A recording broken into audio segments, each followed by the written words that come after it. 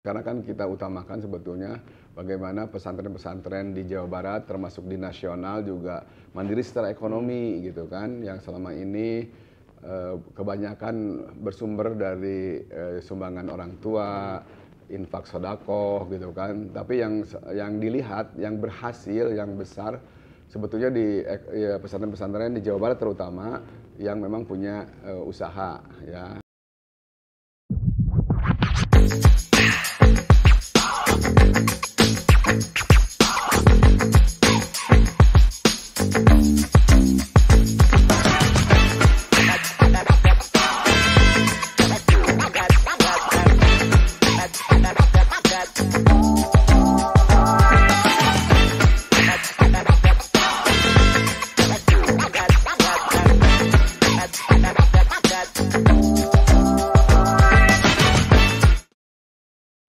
Assalamualaikum warahmatullahi wabarakatuh. Kali ini saya bersama Pak Kepala Dinas Koperasi dan Usaha Kecil, Pak Kusman Hartaji.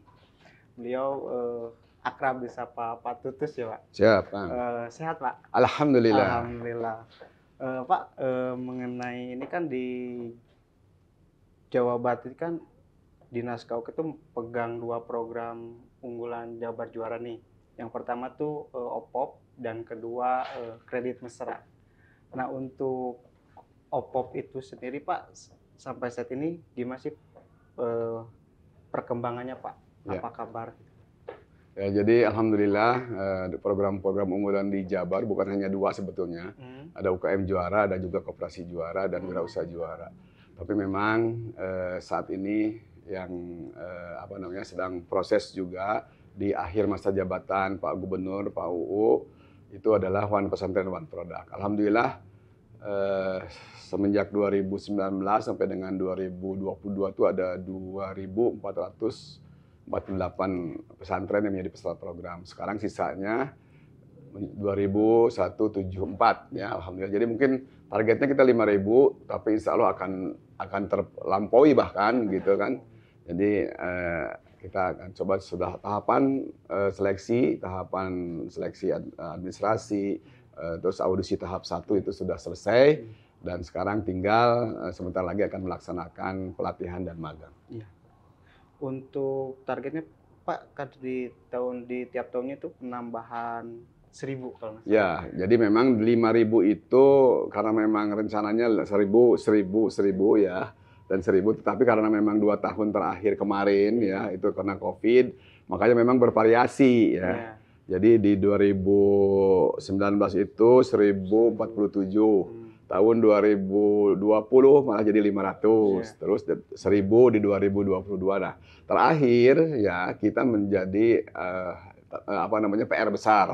Kita harus 2.156 gitu ya, tapi alhamdulillah kita terjaring dari 2.900-an ya yang ikut daftar. Kita sedemikian rupa ada audisi tahap 1. Alhamdulillah terseleksi sebanyak 2.174 pondok pesantren. Untuk targetnya sendiri berapa, Pak, totalnya, Pak? Jadi 5.000. 5.000. Jadi sekarang mungkin 5.018 pesantren. Untuk ini, Pak, di Jawa Barat itu selain dari jumlah penduduknya, jumlah pesantrennya juga banyak, Pak. Betul. Ada sekitar 12.000. Ya, 12.000 itu dan 8.000 yang tercatat sebetulnya sekitar 8.200 sekian yang sudah punya NSP.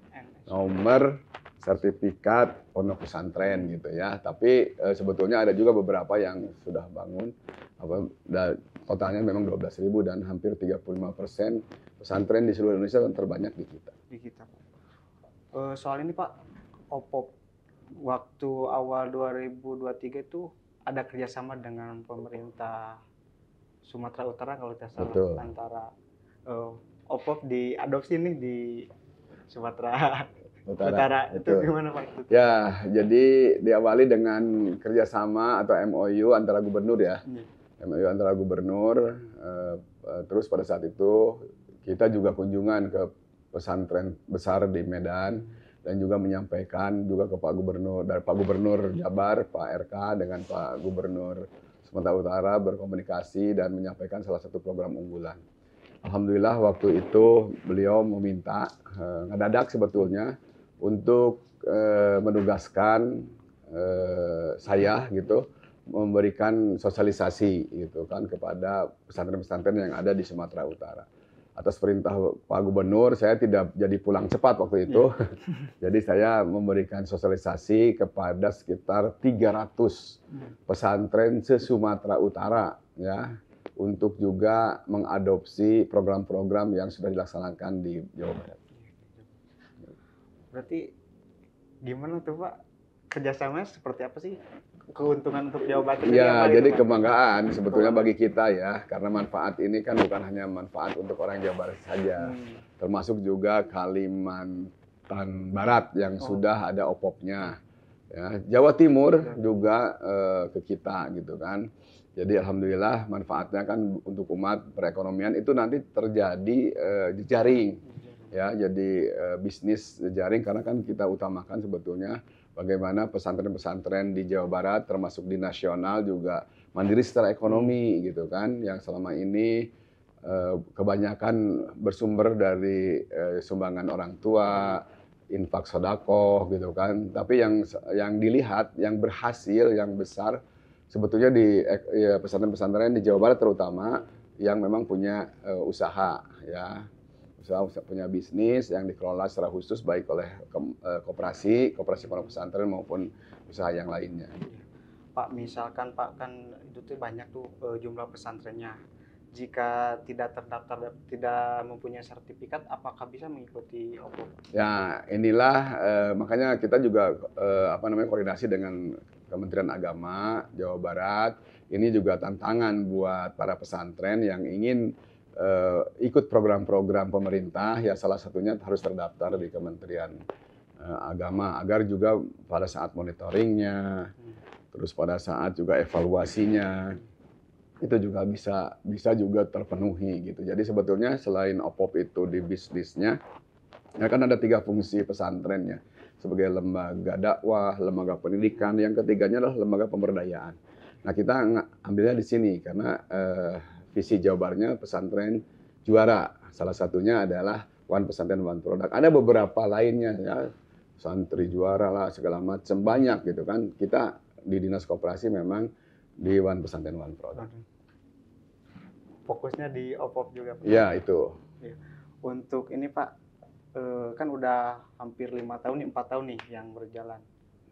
Jebolan-jebolannya kemana Pak? Udah ekspor kemana aja nih Pak? Ya, kita kan di awal sudah ke Turki ya. Ke Turki ya. Terus kemarin juga sudah ke Dubai. Kalau Malaysia jelas. Jadi setiap ada event di luar gitu kan. Termasuk waktu itu juga yang produk kopinya juga kita ajak ke Milan, Italia. Oh iya. Jadi itu pasar-pasar produknya, selain juga pasar-pasar regional dan nasional. Jadi produk-produk One Pesantren One Product juga diajak untuk mengikuti event-event di luar. Termasuk juga waktu ada motor GP di Mandalika kan. Mandalika. Ini juga kita mengirimkan produk-produk OPOP untuk dipromosikan di sana. Berapa produk Pak yang di Mandalika? Mandalika itu waktu itu yang Sukabumi, yang Bekasi ya, terus topi dari Sukabumi, merchandise, hampir 3-4 produk OPOP itu juga dijajakan. Alhamdulillah harganya malah bisa lebih tinggi bila dijual di sini karena kan seperti topi, merchandise, terus t-shirt gitu ya, t-shirt yang memang diberi gambarnya sirkuit Mandalika gitu. Ini juga menjadi laku di pasaran. Untuk temu bisnis OPOP nih Pak, kemarin waktu 2022 itu tembus 135 miliar kalau nggak salah. Betul. Itu gimana Pak ceritanya bisa sampai tembus gitu? Jadi tahapannya ya, itu kan sebetulnya pada saat sekarang kita sudah mencatat sebetulnya ya. Kalau ada transaksi-transaksi gitu kita catat sedemikian rupa hingga pada saat nanti juga ditemu bisnis, ada juga kita undang beberapa ini. Dan mudah-mudahan tahun ini akan meningkat ya. Insya Allah tahun ini akan dilaksanakan tanggal berapa? Awal Agustus ya, awal Agustus, dan insya Allah mudah-mudahan ada izin Allah kita tempatnya akan di Al Jabar. Al Jabar. Iya. ada target sendiri nggak Pak dari itunya? Ya, jelas ya, selain transaksi gitu kan, juga pemasaran, juga intinya sebetulnya masyarakat juga harus paham bahwa pesantren juga punya entrepreneur, alumni-alumni santri yang memang sudah bisa bergelut di bidang ekonomi dan bisa bersaing dengan yang lain, apalagi kan kalau jebolan-jebolan santri mah ya amanahnya, tanggung jawabnya, terus kerja kerasnya juga itu kan bisa diandalkan ya. Pengusaha itu kan jiwa entrepreneurnya, jiwa tantangannya gitu kan harus kuat menjadi pengusaha. Dan ini sudah dididik, termasuk juga secara bisnis kita latih kan. Kita latih, kita magangkan di tempat-tempat role model, di tempat-tempat pesantren yang memang sudah berhasil meningkatkan bisnis usaha pesantrennya gitu. Berarti bakal ada temu bisnis lagi di awal Agustus ya? Ya, mudah-mudahan sukses dan juga dapat transaksi yang cukup besar dibanding dengan tahun kemarin.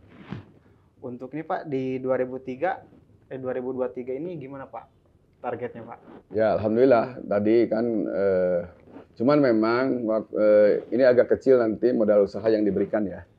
Waktu kemarin kan kita untuk startup itu 25 juta. Untuk scale up 35 juta. Tapi sekarang pada saat sudah dilatih, sudah dididik, rencananya bulan depan ya, di 13 pondok pesantren. Jadi nanti setelah pulang diberikan modal usaha antara 10 sampai 12 juta ya.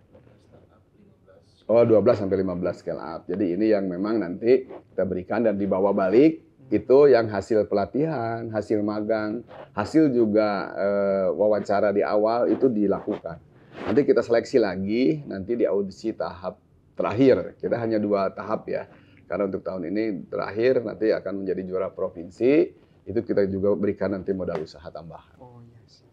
Gitu. Untuk ini Pak, terakhir Pak, harapannya dari program OPOP ini Pak, mengingat akhir masa jabatan Pak Ridwan Kamil yang itu rencana apakah program OPOP ini yang udah menjadi percontohan di Indonesia itu bakal dilanjut atau tidak Pak? Ya, jadi program OPOP itu secara substantif memang dilanjut, tapi mungkin karena OPOP itu kan juga sudah punya hak merek ya. Apalagi sudah ada juga OPOP-OPOP yang di luar provinsi. Secara keopopannya itu sudah secara nasional ada gitu ya. Tapi untuk program substantifnya kita akan lakukan nanti mungkin tetap karena ada potensial entrepreneur tumbuh wirausaha di kalangan pondok pesantren. Terus ini juga akan kita lanjutkan gitu kan. Yang repot itu program ini kan keberlanjutannya, sustainable gitu. Jadi ingin kita nanti yang kopontrennya, karena di beberapa juga sudah bertemu kopontrennya, kita akan terus kuatkan bagaimana mengembangkan, memberdayakan koperasi pondok pesantren untuk lebih meningkatkan peran-perannya. Yang kedua untuk entrepreneurnya, UKM-nya, kita akan lakukan. Jadi penguatan UKM berbasis komunitas pondok pesantren.